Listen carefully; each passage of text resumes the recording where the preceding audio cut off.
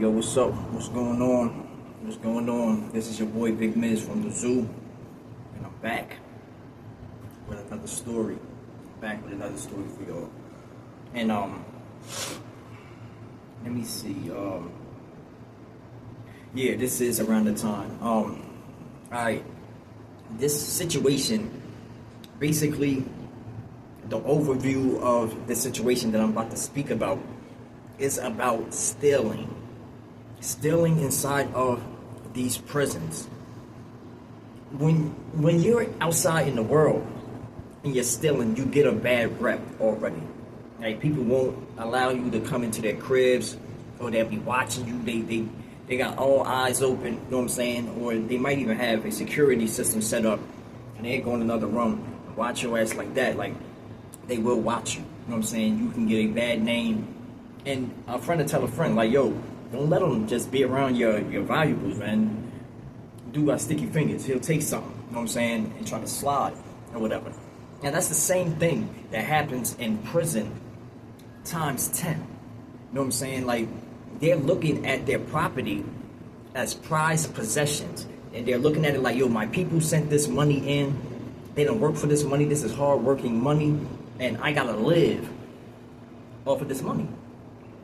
I have to live off of this money, and I'm not playing with nobody going into my cell, sneaking inside of a cell and taking nothing. And the more time that person got, or the more deep he's involved with some type of organization or gang or something like that, the punishment is going to be even worse.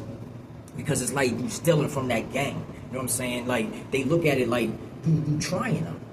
You trying them up to see what they're gonna do. You know what I'm saying? And the demonstration, it gets wicked, it gets terrible, and especially inside the Georgia Department of Corrections, the chain gang. It gets real crazy. It will get real wicked for you, for somebody stealing.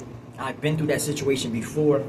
I dropped a video on that. I might redo that video because it was on my old page, so I might bring that video back again. Matter of fact, I'm gonna drop it next week. That's what I'm going to do. I'm going to wait a minute, and then I'm going to drop the Welcome to Valdosta State Prison once again. So, like my old channel, my supporters, y'all know that story.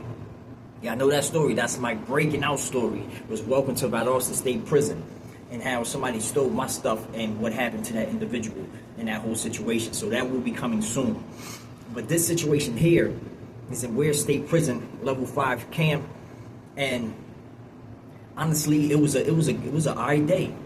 It was an alright day. Like, people were moving around because it was like it was store day. I mean, and people were moving around, and it's like a market on store day. People going in and out of different cells. People are laughing that usually don't be laughing. People are all excited. Some cats are smiling. They talking more.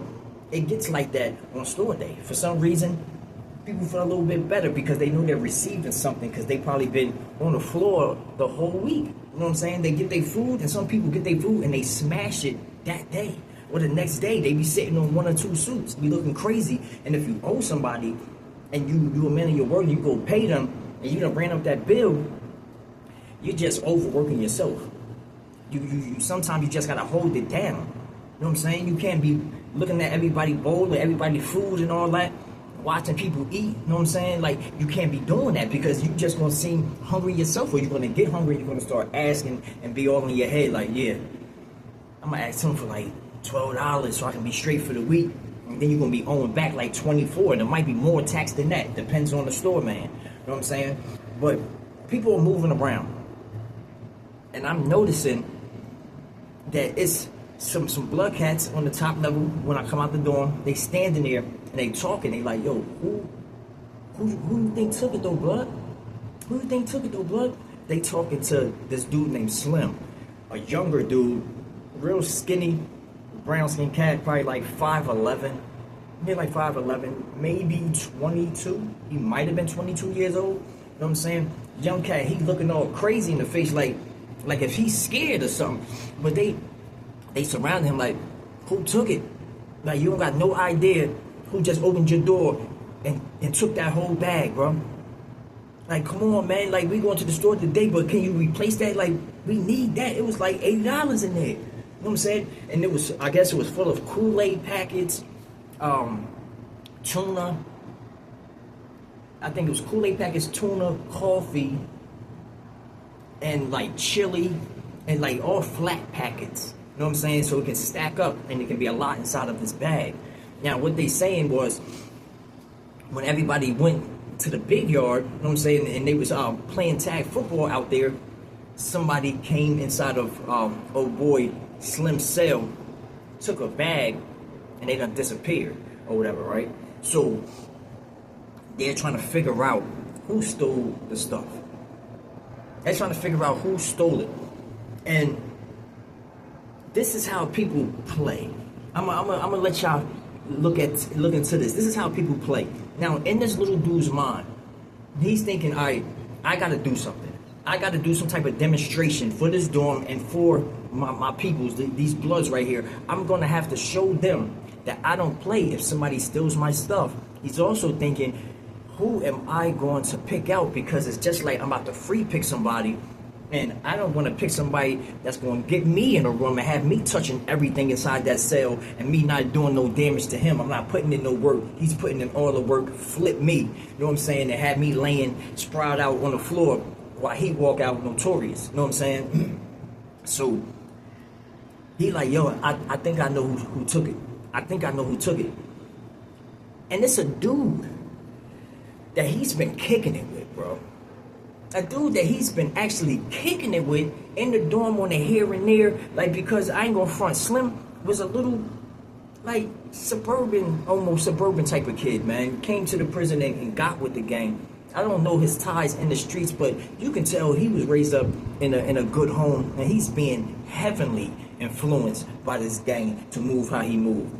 When I first saw him or met him or whatever, he talked different. He even walked different. He had a different type of gait with him. Like arms swinging, like moving and standing all erect and everything. And now he's slugging and sagging his pants, and he's getting tattoos. He's making up a thug. You know what I'm saying? He's putting together a thug because he wasn't that. He's looking at everybody else and he's trying to emulate it and put together some type of gangsterish look, whatever he thinks is gangster. I mean, so he say he know who did it, and once he say the dude's name, bro, because I'm standing there right in the doorway looking around. I got my headphones on, but I can hear everything. I mean, and he say, I think it was Oliver, man. Yo, I'm about to drag Buddy. I'm about to flip Buddy for real. I'm about to flip Buddy. He's like, yo, we're gonna get him in the room.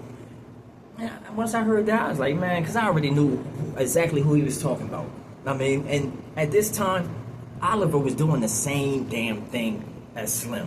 You know what I'm saying? At this time, they was growing the Ghostface gangsters, and this is a group of Caucasian males that came together, you know what I'm saying, to fight oppression, because they was getting oppressed at one point in time in the chain gang, overly oppressed, you know what I'm saying?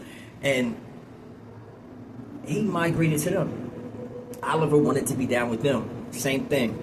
Suburban dude, you know what I'm saying? And he still talks proper and everything. He's not about no action, because the situation already happened with the Ghostface and some GDs, and all of them Ghostfaces got put on the door and everything, and they ain't even touch Oliver. They thought, like, you know, you're not even a threat. Like, you could say you ain't even a threat, but people were just getting food out of him, so they kept him around.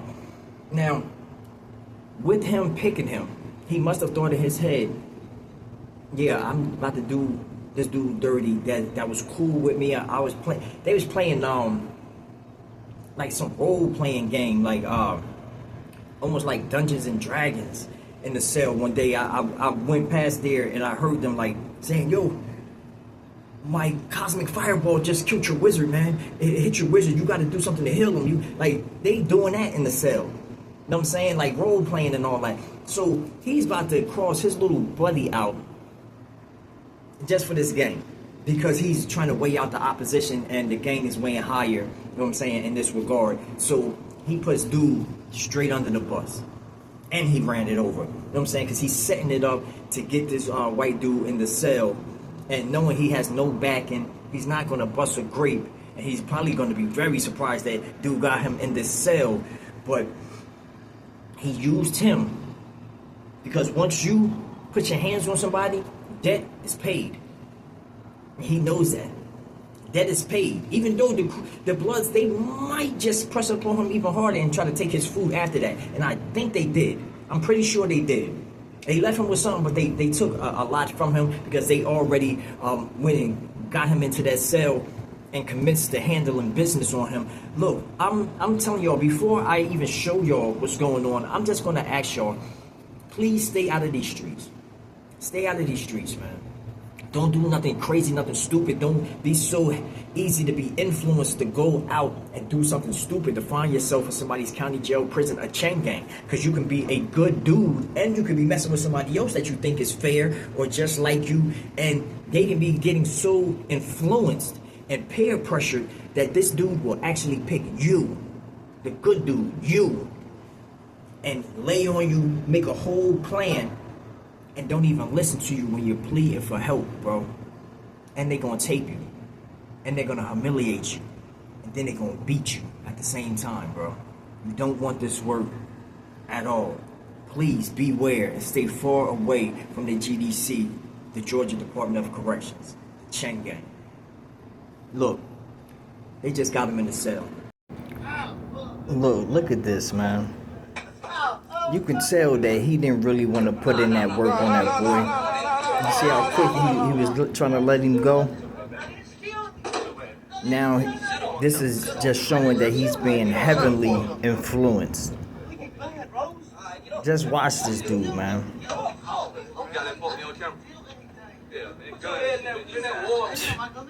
Crazy, bro. This is sad. This is sad. Put your head in there, water, nigga. Stick your head in there.